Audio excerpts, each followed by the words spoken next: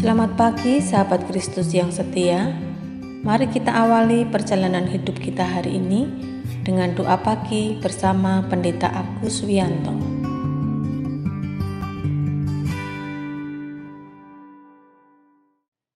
Selamat pagi sahabat Kristus yang setia. Kita bersyukur karena Tuhan memberi anugerah kehidupan yang baru bagi kita, sehingga kita bisa berjumpa dalam persekutuan doa pagi. Sebelum memulai doa pagi, mari kita bersaat teduh sejenak. Mari kita berdoa. Bapa Surgawi, kami bersyukur karena bisa mengawali perjalanan hidup kami dengan doa pagi. Tolonglah kami ketika membaca dan merenungkan firman Tuhan. Buatlah hati dan akal budi kami terbuka untuk firman Tuhan yang akan kami renungkan. Pakailah hamba-Mu agar dapat menguraikan firman Tuhan dengan baik, benar, dan jelas, agar kami dapat memahaminya. Kiranya Roh Kudus yang menolong hamba-Mu. Dalam nama Tuhan Yesus kami berdoa dan bersyukur. Amin. Sahabat Kristus, mari kita menyanyikan pujian dari Kidung Jemaat 387, bait 1 dan 2. Ku heran Allah mau memberi, bersama Saudara JJ dan Ibu Iin Kristiani.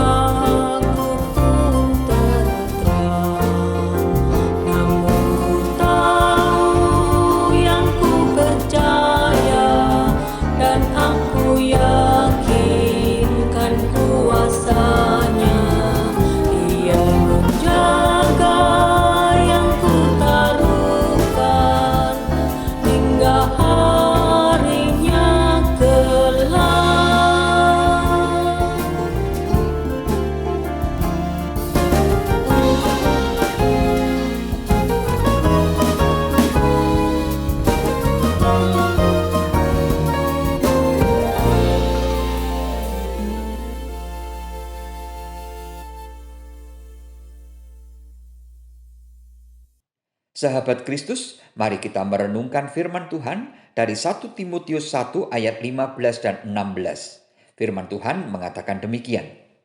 Perkataan ini benar dan patut diterima sepenuhnya. Kristus Yesus datang ke dunia untuk menyelamatkan orang berdosa. Dan di antara mereka, akulah yang paling berdosa. Tetapi justru karena itu aku dikasihani, agar dalam diriku ini sebagai orang yang paling berdosa, Yesus Kristus menunjukkan seluruh kesabarannya. Dengan demikian, aku menjadi contoh bagi mereka yang kemudian percaya kepadanya dan mendapat hidup yang kekal. Demikian firman Tuhan. Berbahagialah setiap orang yang mendengarkan firman Tuhan, mempergumulkan dan melakukan dalam hidupnya setiap hari. Haleluya. Sahabat Kristus yang setia, Suatu ketika Bapak Agus terjerat hutang 10 M karena dia memakai uang kantor di mana dia bekerja. Dia dituntut untuk mengembalikan uang tersebut. Pak Agus mengatakan bahwa dia akan bertanggung jawab dan akan mengembalikan uang tersebut. Namun dalam percakapan dengan pimpinan perusahaan, aset yang dia punya hanya ratusan juta saja dan tidak mungkin diserahkan semua. Kalau dia harus mengangsur dengan setengah gajinya setiap bulan, sampai seumur hidupnya pun tidak akan lunas hutangnya. Setelah melalui perundingan yang cukup alot, akhirnya perusahaan menetapkan pembayaran hutang hanya dengan mengangsur dari sepertiga gajinya. Perusahaan hanya menahan sertifikat rumahnya sebagai jaminan. Ini adalah kemurahan yang luar biasa besar bagi Pak Agus. Pak Agus menangis karena mendapat kemurahan sebesar itu. Pak Agus bukan hanya mendapat kemurahan angsuran hutangnya, namun dia masih diperkenankan tetap bekerja di perusahaan itu. Dia menyesal telah menggunakan uang perusahaan. Dia berjanji tidak akan mengulanginya lagi. Dia berjanji bertobat. Sahabat, peristiwa ini tentu hanya ilustrasi saja. Namun bukankah sebenarnya kehidupan manusia seperti yang dialami oleh Pak Agus? Kita semua telah berbuat kejahatan. Bukan hanya satu kejahatan, namun berbagai macam kejahatan telah kita lakukan. Kita bisa melihat salah satu contoh, yaitu kehidupan yang dijalani oleh Paulus sebelum dia bertobat. Apa yang dia lakukan? Demi agamanya, agama Yahudi, Paulus melakukan berbagai macam kejahatan. Dan celakanya, Paulus memandang perbuatan jahatnya itu sebagai kebenaran, sebagai kebaikan, karena dia telah membela agamanya. Paulus mengejar para pengikut Tuhan Yesus, menyiksa hingga membunuhnya. Setelah Paulus mendapat panggilan Tuhan Yesus, setelah Paulus dijumpai Tuhan Yesus, Paulus bertobat. Paulus bisa melihat betapa banyak dosa yang telah dia lakukan. Apa yang dulu dia lihat sebagai kebanggaan, sebagai kebenaran, sebagai kebaikan, semua itu sekarang dia pandang sebagai sampah. Dalam kesaksiannya kepada Timotius, Paulus mengatakan bahwa dia adalah orang yang paling berdosa di antara orang-orang berdosa.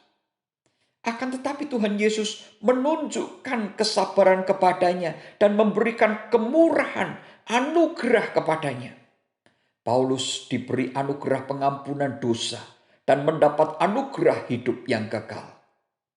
Pada kalimat terakhir di ayat 16 Paulus mengatakan, dengan demikian aku menjadi contoh bagi mereka yang kemudian percaya kepadanya. Sahabat, kita diajak untuk memandang Paulus yang merasa sebagai orang yang paling berdosa. Agar kita sebagai orang-orang yang berdosa ini juga dapat melihat dosa-dosa kita dan juga bisa melihat kemurahan yang telah diberikan Allah di dalam Tuhan Yesus. Sahabat, kadangkala kita tidak bisa menyadari bahwa kita telah banyak berbuat dosa. Kadang kita merasa kalau saya tidak membunuh, kalau saya tidak mencuri, berarti saya tidak berbuat dosa. Berarti saya orang baik. Kalau saya sudah rajin ikut kebaktian, kalau saya sudah rajin ikut pelayanan, kalau saya membaca Alkitab, saya adalah orang baik. Saya tidak berbuat dosa. Mungkin kita terlalu cepat mengambil kesimpulan seperti itu. Mungkin kita perlu bertanya, apakah kita pernah membuat orang lain terluka hatinya? Mungkin istri, suami, anak, atau orang tua kita. Mungkin tetangga, mungkin teman, mungkin saudara seiman. Apakah kita marah, dendam, benci, iri hati, dan berbagai perbuatan yang lain yang seperti itu? Kalau kita tidak berurusan dengan polisi atau dengan hukum, seolah-olah kita tidak membuat pelanggaran, seolah-olah kita tidak berbuat dosa. Sahabat, kalau kita menyakiti hati orang lain, kalau kita membuat orang lain melakukan kebencian atau kita benci, kalau kita membuat diri kita marah atau orang lain marah, sesungguhnya kita juga sudah berbuat dosa. Sahabat, terlalu banyak dosa yang kita perbuat setiap hari dalam hidup kita.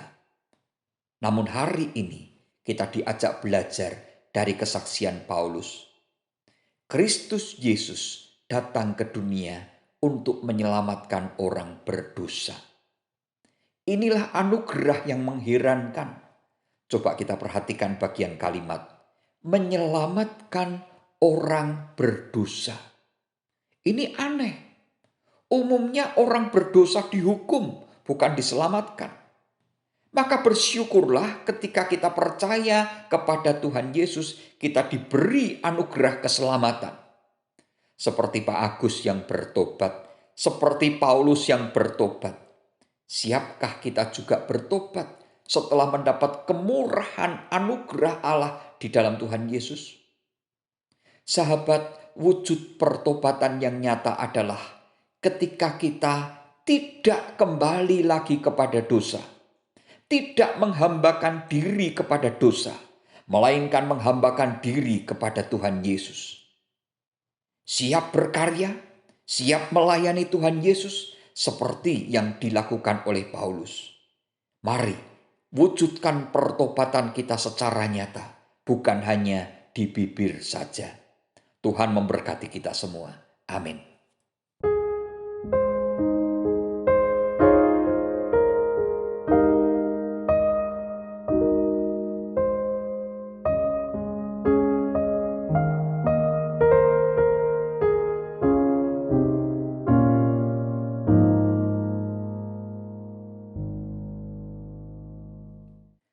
Sahabat Kristus, mari kita bersatu hati untuk menaikkan doa syafaat. Allah Bapa yang pengasih, kami bersyukur karena di dalam Tuhan Yesus, Bapa telah memberikan anugerah yang membuat kami heran akan kemurahan Bapa yang demikian besar. Bapa telah mengampuni dosa kami di dalam Tuhan Yesus.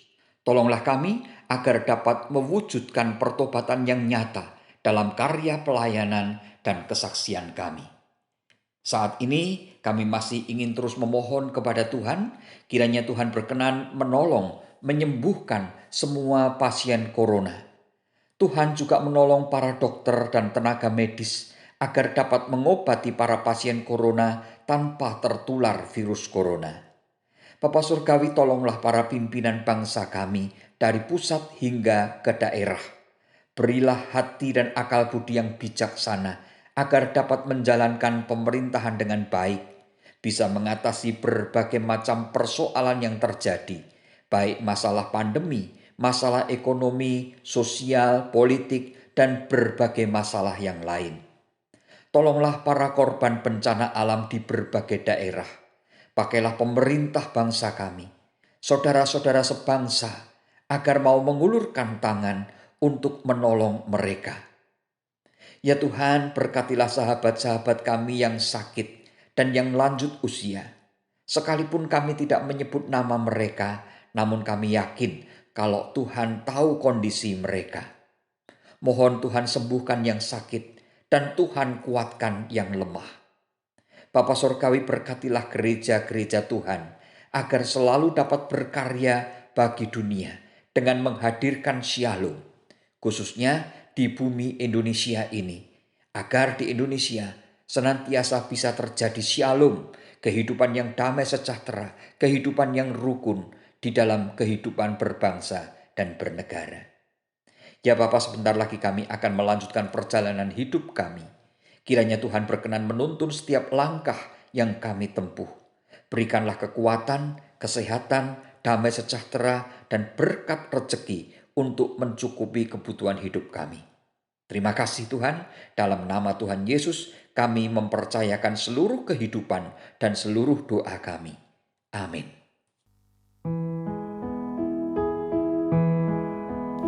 Kasih Tuhan mengiringimu dan sayapnya melindungimu. Tangan Tuhan pegang di dalam hidupmu. Majulah dalam terang kasih-Nya.